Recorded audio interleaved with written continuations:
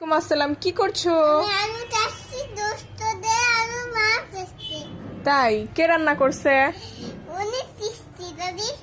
দাদি রান্না করছে, অনেক টেস্টি। হ্যাঁ। ঝাল হয় নেই? না। লবণ হয়েছে? হ্যাঁ।